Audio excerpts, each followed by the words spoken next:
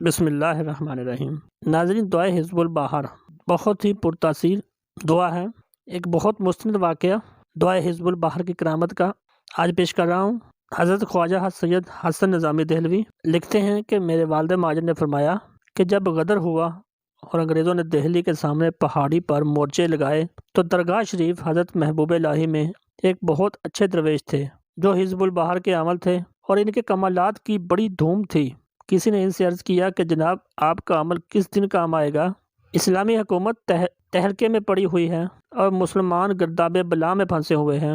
دعائے حزب البحر پڑھیے تاکہ کفار پر آسمانی ہلاکت نازل ہو اور مسلمان ان کے پنجے سے رہائی پائیں۔ یہ سن کر شاہ صاحب آنکھوں میں آنسو بھر لائے اور فرمایا کہ میاں حضرت موسیٰ علیہ السلام اور حضرت خضر علیہ السلام کا قصہ سنا ہے؟ حضرت موسیٰ علیہ السلام صاحب شریعت تھے، پیغمبر تھے، خدا سے باتیں کرتے تھے۔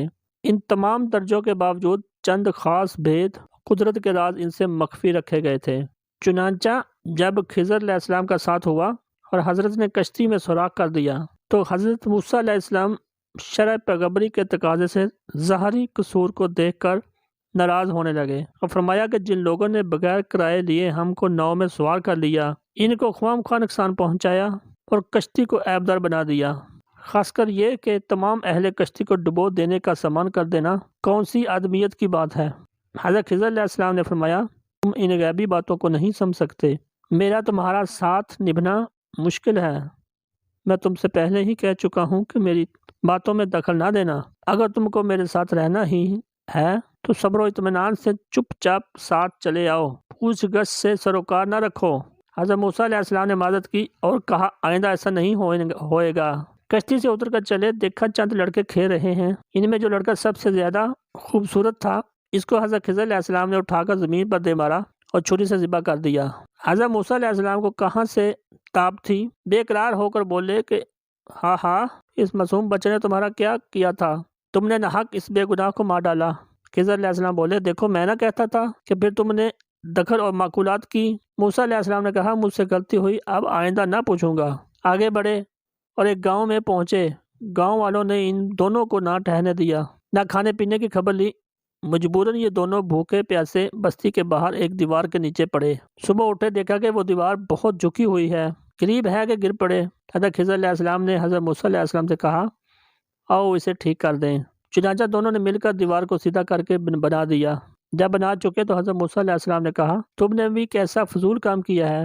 جن گاؤں والوں نے روٹی تک کو نہ پوچھا، ان کے ساتھ یہ سلوک، کاش محنت کے بدلے گاؤں والوں سے بطور مزدوری کے کچھ لے لیتے۔ حضرت خضر علیہ السلام نے کہا، لیجئے جناب، بس خدا حافظ، میرا تمہارا ایک جگہ گزر ہونا مشکل ہے۔ میں پہلے ہی کہتا تھا کہ تم سے صبر نہ ہو سکے گا اور میری باتوں میں دخل دو گے۔ لو، میں ان تینوں باتوں کا بھید تم کو بتلائے دیتا ہوں۔ سنو، خدا کے بہت سے کام ایسے ہیں جن کا عمل درآمد ایک مخفی جماعت کے ہاتھ میں ہے اور میں اسی آخری میں ہوں۔ کشتی کا واقعہ ہے کہ اس کے مالک بہت غریب اور نیک و پارسا لوگ تھے جن کی گزر اوقات کا انحصار ناؤ کے کرائے پر تھا۔ جس مقام پر یہ کشتی جا رہی تھی اس کے راستے میں ایک ایسا شہر آتا تھا جہاں کا بادشاہ بڑا ظالم تھا اور نئی کشتیوں کو چھین لیتا تھا۔ اس واسطے میں نے اس کشتی میں سوراخ کر کے عیبدار بنا دیا تاکہ یہ غریب اس کے ظلم سے محفوظ رہیں اور ظالم کشتی کو عیبدار دیکھ کر نہ چھینے۔ لڑکے کے قتل کی یہ وجہ ہے کہ لڑکے کے والدین بہت پارسا اور نیک تھے، مگر یہ لڑکا بڑا بد نصیب اور شریر اور بد وضع ہوتا۔ حکم الہی ہوا کہ اس کو مار ڈالو، ہم اس کے بدلے ماں باپ کو ایک اور لڑکی دیں گے جس کے بدن سے پیغمبر پیدا ہوگا۔ دیوار کا قصہ یہ ہے کہ اس کے نیچے چند یتیموں کا خزانہ تھا۔ دیوار گر پڑتی تو یتیموں کا حق دوسرے لے جاتے، اس واسطے میں نے اس کو بنا دیا۔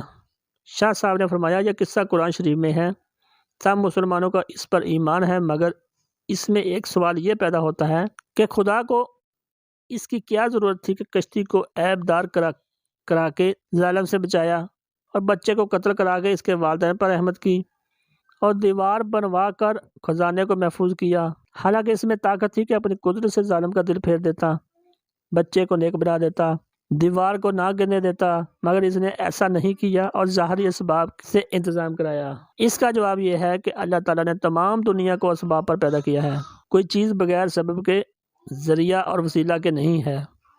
کفار کا اس ملک میں آنا، مسلمانوں کی حکومت کو زیر و زبر کرنا اور مسلمانوں کو خانمہ ویزا بنانا، یہ سب باتیں عالم اسباب کے ماتحت ہیں۔ ان میں دخل دینا ایسا ہی ہے جیسا کہ حضرت عیسیٰ علیہ السلام کا حضرت خضر علیہ السلام کے کاموں میں دخل دینا تھا۔ بے شک حزب البحر توپوں کو بند کر سکتی ہے، تلواروں اور سنگینوں کو بیکار کر سکتی ہے، دشمنوں کو آن کی آن میں بے نام و نشان بنا سکتی ہے، مگر جب تک کہ مشیت الہی کا اشارہ نہ ہو کسی عمل کی مجال نہیں جو ایک حرف زبان سے نکال سکے۔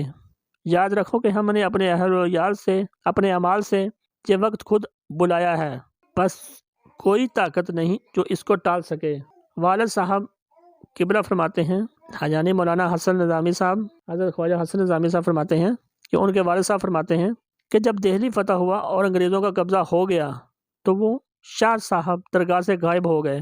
مہینہ بھر کے بعد ایک دن میں نے دیکھا عصر کے وقت درگاہ کی باولی میں وضو کر رہے ہیں۔ میں نے کہا شاہ صاحب کہاں تھے؟ بہت دن میں نظر آئے۔ بولے جیل خانے میں تھا، 15 دن انگریزوں نے قید میں رکھا۔ روزانہ مٹکاف آتے اور جیل خانے میں سے قیدیوں کو چھانٹ چھانٹ کر لے جاتے اور دار پر لٹکاتے جاتے، یعنی کہ پھانسی پر لٹکاتے جاتے۔ ایک دن مجھ کو بھی لے چلے۔ میرے ہمراہ ایک اور مولوی صاحب تھے، وہ کہنے لگے کہ تمہاری حزب البحر کس دن کام آئے گی؟ تم کو اپنی جان کی پرواہ نہیں، مگر میرے 4 بچے ہیں، 2 ان میں بہت کم سن ہیں اور 2 لڑکی ہیں جو جوان ہیں، جن کا میرے بعد خبر نہیں کیا حشر ہو۔ خدا کے لیے میرے واسطے کچھ کرو کہ جان بچ جائے۔ میں نے کہا مولانا یہ تو شہادت ہے، آپ ناحق گھبراتے ہیں، بال بچوں کا خدا حافظ ہے، سبق کا دامن ہاتھ سے نہ چھوڑیے۔ یہ سن کر مولوی صاحب جن کے ہاتھ میرے ہاتھ کے ساتھ بندھے ہوئے تھے بے اختیار رونے لگے اور کہا ہاں جناب سچ کہا، واقعی میری غلطی ہے جو موت سے گھبراتا ہوں، مگر کیا کروں کہ بشریت کا تقاضا ہے کہ بیوی بچوں کا خیال دامن گیر ہے، ورنہ جس وقت دھاوے میں شریک ہوا تھا تو بڑھ بڑھ کر فیر کرتا تھا۔ اس وقت تک موت کی کچھ خبر نہ معلوم ہوتی تھی، بلکہ شہید ہونے کا دل میں ارمان تھا۔ مجھ کو مولوی صاحب کے حال پر ترس آیا اور رستے میں چلتے چلتے باہر شروع کی۔ پھانسی گھر کے پاس پہنچے تو 3 بار پڑ چکا تھا، کیونکہ جیل خانے سے پھانسی گھر ذرا فاصلے پر تھا، اور وہاں دیکھا کہ سینکڑوں مسلمان رسیوں میں بندھے کھڑے ہیں۔ افسر بید کا اشارہ کرتا جاتا ہے اور لوگ ان غریبوں کو پھانسی پر لٹکاتے جاتے ہیں۔ بعض تو چپ چاپ چڑھ جاتے ہیں، بعض روتے ہیں، آہو بکار کرتے ہیں، بعض کہتے ہیں کہ الہی تو دیکھتا ہے کہ ہم ناحق بے قصور مارے جاتے ہیں، ہمارے گھر والے تیرے سپرد ہیں، کیونکہ اب تیرے آسرے کے سوا کوئی آسرا نہیں نظر آتا جو ان بے قصوں کی خبر گیری کرے۔ سب مٹ گئے اور جو باقی ہیں وہ بھی مٹا دیے جائیں گے۔ اتنے میں دیکھا کہ ایک شخص اکڑ کر کھڑا ہو گیا اور اس نے افسر سے کہا میں موت سے نہیں ڈرتا مگر تجھ کو ڈراتا ہوں، اپنے انجام سے ڈر اور ان لا انتہا بے گناہوں کو ناستا۔ صاحب نے کہا ہم نے خوب تحقیق کر لی ہے، تم وہ لوگ ہو جنہوں نے سرکار کمپنی کے خلاف بغاوت کی اور ہتھیار اٹھا لیے۔ یہ سن کر اس مسلمان نے کچھ بڑبڑانا شروع کیا اور دیوانوں کی طرح انگریز کو برا بھلا کہنے لگا۔ سپاہیوں نے جلدی سے اس کو کھینچ کر رسی گلے میں ڈال دی اور پھانسی پر لٹکا دیا۔ اگر ہماری جماعت کی باری آئی، کچھ 6 آدمی تھے۔ صاحب نے پہلے میری طرف بید کا اشارہ کیا، اس کے بعد مولوی صاحب کی جانب۔ سپاہیوں نے فوری ہم دونوں کو کھول دیا، باقی 4 آدمیوں کو رہائی کا حکم مل گیا۔ اب تو مولوی صاحب کے چہرے پر زردی کھنڈ گئی۔ وہ کہنے لگے واہ اچھی حزب البحر ہے جو اس کے عمل ہے، جنہوں نے اس کو پڑھ کر رہائی مانگی تھی وہ تو پھانسی پر چڑھتے ہیں، جن کو اس سے کچھ سروکار نہ تھا ان کو چھٹکارا مل گیا۔ مولوی صاحب کی اس بے صبری پر میں نے ان کی ملامت کی اور کہا کہ تم یقین رکھو کہ حزب البحر کی تاثیر خالی نہ جائے گی، تم ضرور رہائی پاؤ گے۔ یہ بھی اللہ تعالیٰ کا امتحان ہے کہ تھوڑی دیر تمہارے دل کو ذرا خوف میں مبتلا کر دیا۔ قصہ مختصر، سپاہیوں نے مجھ کو اور مولوی صاحب کو تختے پر لے جا کر کھڑا کیا، گلے میں رسی ڈالی، چہرے پر ٹوپ چڑھایا۔ اب تو مولوی صاحب بے قرار ہو گئے اور پکار کر کہنے لگے جھوٹے بناوٹی باتونی فقیر، کہاں ہے وہ تیری حزب البحر؟ اتنا کہنے پائے تھے کہ تیسرا حکم سنا دیا گیا اور تختہ کھینچ لیا گیا۔ مولوی صاحب پھانسی پر لٹک گئے۔ اس کے بعد میرا وار آیا اور وہ حکم مل چکے تھے۔ تیسرے پر صاحب میرے قریب آئے اور سپاہی سے کہا ٹوپ اتار دو۔ اس نے ٹوپ اتارا اور گلے میں سے پھندان نکالا۔ صاحب نے مجھ سے مخاطب ہو کر کہا، دیکھو اگر تم کو رہائی دے دیں تو پھر تو کبھی بغاوت نہیں کرو گے۔ میں یہ بات سن کر مسکرایا اور کہا، جناب کیسی بغاوت، کیسی لڑائی؟ فقیروں کا یہ کام نہیں ہے۔ رات کو اللہ اللہ کرنے سے فرصت ہی کہاں ملتی ہے جو وہ لڑائی کے لیے وقت نکالیں گے۔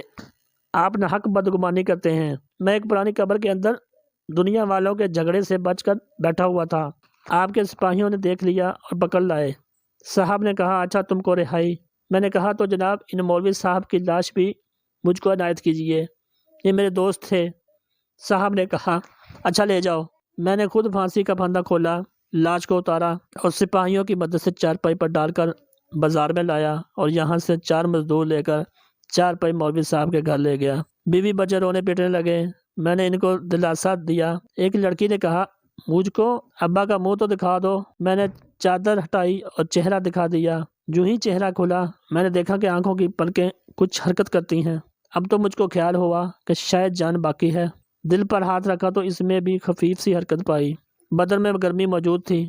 مجھ کو مولوی صاحب کے جینے کی امید ہو گئی۔ حکیم تو وہاں کوئی کہاں تھا، خود ہی کچھ الٹی سیدھی تدبیریں کی۔